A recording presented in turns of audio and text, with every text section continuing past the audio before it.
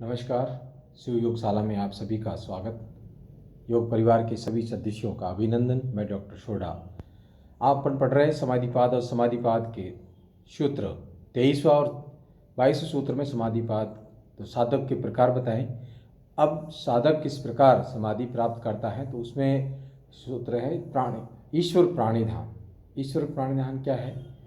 सूत्र में यही लिया है, ईश्वर प्राणिधान वाह। इसके अतिरिक्त जिस प्रकार साधक जो अभ्यास पूर्ण करता है तो यहाँ कहा है कि साधक अपने कर्मों को लौकिक फल की चिंता किए हुए और पूर्ण रूप से ईश्वर को अपने कर्मों को अर्पण करना, यही ईश्वर प्राणिधान है। श्रद्धा के साथ जो काम, मतलब मैं जिस काम को कर रहा हूँ या समाधि कर रहा हूँ या ध्यान कर रहा हूँ या वो कर्म कर रहा हूँ, मानी आज लौकिक जीवन में या इस भूलोक में, इस कलयुग में जो कर्म कर रहे हैं उस कर्म को भी करते हुए बिना फल की चिंता के सब कुछ उस ईश्वर को संप्रत भात अर्पण कर देना। तेरा तुझको अर्पण, ईश्वर का दिया हुआ है, ईश्वर को ही अर्पण कर देना। इसलिए कहते हैं तेरा तुझको अर्पण ईश्वर। उस भाव से अब जो काम सब करते हैं वो ईश्वर प्राणिधान। मान लो फिर प्राचीन काल से जो गुरुकुल में शिक्षा होती थी, तो जैसे बच्चा या विद्यार्थी या जो शिष्य है गुरुकुल में जाते ही अपने गुण और अवगुणों को, यानी गुण और दोषों को गुरु के चरणों में अर्पित कर देता था कि गुरु के ही चरणों में मेरे गुण ही है, मेरे अर्पण ही, ये दोष ही है, सब कुछ अब आपको अर्पण कर दिया है, आप इस अंधकार से प्रकाश की उड़ाए।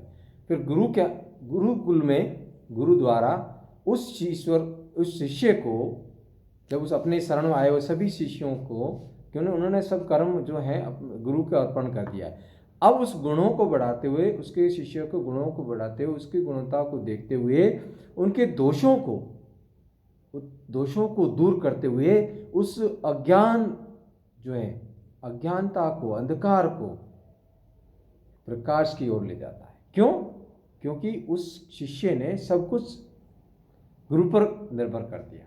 तो आप इसी प्रकार अपने कर्मों को, अपने समाधि का इसी सर्व एक के आधार पर, यानी साधक ईश्वर प्राणिधान के आधार, ईश्वर पर अपने कर्मों को अर्पित करते हुए शीघ्रता से अपने समाधि को प्राप्त किया जा सकता है। तो इस सूत्र में इतना ही कहा गया है कि अगर अपने कर्मों को और अपने सब कुछ ध्यान में लीन हो जाए और सब कुछ ईश्वर पर समर्पित कर दे, अर्पण कर दीजिए, तेरा तुझको अर्पण मेरे भगवान,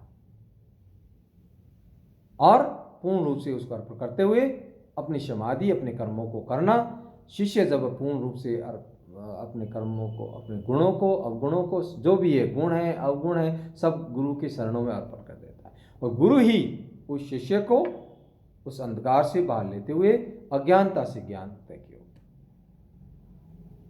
तो इस प्रकार इस ईश्वर करना चाहिए। पहले अपना स्वाध्याय करना चाहिए, अपना स्वाध्याय के साथ ही ईश्वर का ही ध्यान करना चाहिए। जो दिया हुआ है इस चंदन रूपी जो संसार में, जो शरीर है, जो ये जीवन है, इसका उद्धार ही ईश्वर कर सकता है। तो ये सूत्र था 23वां। इस सूत्र में अब इतना ही था।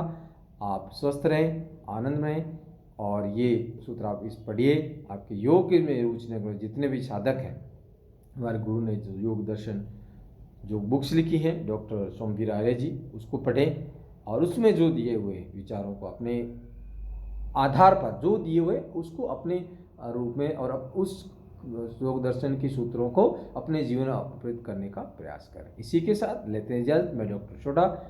जय हिंद, जय भारत।